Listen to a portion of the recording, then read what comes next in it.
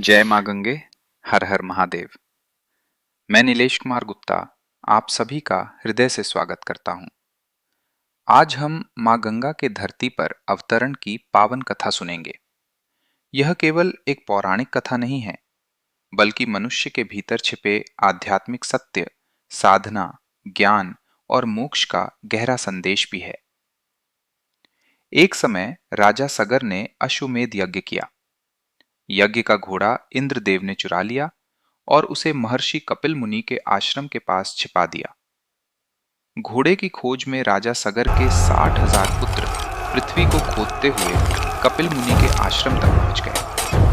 वहां उन्होंने घोड़ा देखा और बिना सोचे समझे कपिल मुनि पर चोरी का आरोप लगा दिया। महर्षि कपिल मुनि उस समय गहरी तपस्या में लीन थे।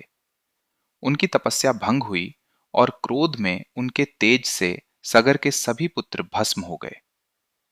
उनके उद्धार के लिए सगर वंश में जन्मे राजा भगीरथ ने घोर तपस्या की। उनकी तपस्या से प्रसन्न होकर ब्रह्मा जी ने कहा कि मां गंगा धरती पर आकर उनके पूर्वजों का उद्धार कर सकती हैं, लेकिन उनका वेग पृथ्वी सहन नहीं कर पाएगी। इसलिए भगीरथ को भगवान शिव की शरण में जाना होगा। भगीरथ ने भगवान शिव की तपस्या की। प्रसन्न होकर शिवजी ने मां गंगा को अपनी जटाओं में धारण किया और फिर धीरे धीरे पृथ्वी पर प्रवाहित किया। मां गंगा भगीरथ के पीछे पीछे चलती हुई उस स्थान तक पहुंची जहां सगर पुत्रों की भस्म पड़ी थी। गंगा जल के स्पर्श से सगर पुत्रों को मुक्ति प्राप्त हुई। इसी कारण मां गंगा को भगीरथी भी कहा जाता है। लेकिन इस कथा का रहस्य केवल इतना ही नहीं है। इसके भीतर मनुष्य के जीवन का बहुत बड़ा आध्यात्मिक संदेश छिपा हुआ है। राजा सगर के 60,000 पुत्र हमारे भीतर उठने वाली असंख्य इच्छाओं, वासनाओं और अहंकारपूर्ण विचारों के प्रतीक हैं। जैसे सगर पुत्र घोड़े की खोज में पूरी पृथ्वी खोद डालते हैं, वैसे ही मनुष्य भी सुख, शांति और सत्य को बाहर की दुनिया में खोजता रहता है। वह कभी धन में सुख खोजता है, कभी पद में, कभी सम्मान में, कभी संबंधों में। लेकिन जितना वह बाहर खोजता है, उतना ही भीतर से अशांत होता जाता है। यज्ञ का घोड़ा मनुष्य के चंचल मन का प्रतीक है। जब मन माया और अहंकार के प्रभाव में भटक जाता है, तब मनुष्य भी संसार में भटकने लगता है। महर्षि कपिल मुनि यहाँ ज्ञान, तपस्या और आत्मबोध के प्रतीक हैं। वे शांत, स्थिर और परम सत्य में स्थित हैं। लेकिन सगर पुत्र अहंकार में आकर उन पर आरोप लगाते हैं। इसका अर्थ है कि जब अहंकार ज्ञान के सामने खड़ा होता है, तो वह टिक नहीं पाता। कपिल मुनि के तेज से सगर पुत्रों का भस्म होना यह बताता है कि ज्ञान की अग्नि अहंकार, अज्ञान और वासनाओं को जला देती है। इसके बाद राजा भगीरथ का आगमन होता है। भगीरथ एक सच्चे साधक के प्रतीक हैं। वे केवल अपने लिए नहीं, बल्कि अपने पूर्वजों की मुक्ति के लिए तपस्या करते हैं।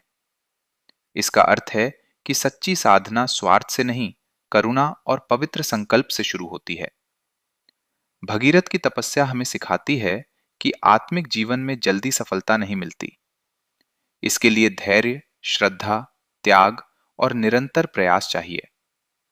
जब कोई मनुष्य शिव तत्व को पाने के लिए तपस्या करता है, तो वह वास्तव में परम चेतना के मार्ग पर आगे बढ़ता है। यह साधना उसे अज्ञान, अहंकार और माया के बंधनों से मुक्त करके परम आनंद की ओर ले जाती है। अंतिम अवस्था में साधक शिवमय हो जाता है, अर्थात शिव जैसा हो जाता है। इस कथा में भगीरथ की ब्रह्मा जी के लिए की गई तपस्या ब्रह्म तत्व की खोज का प्रतीक है। ब्रह्म तत्व यानी वह परम सत्य जिससे यह समस्त सृष्टि उत्पन्न हुई है। जब साधक उस परम सत्य को पाने के लिए ध्यान, योग और तपस्या करता है, तब उसके भीतर का अज्ञान धीरे धीरे समाप्त होने लगता है।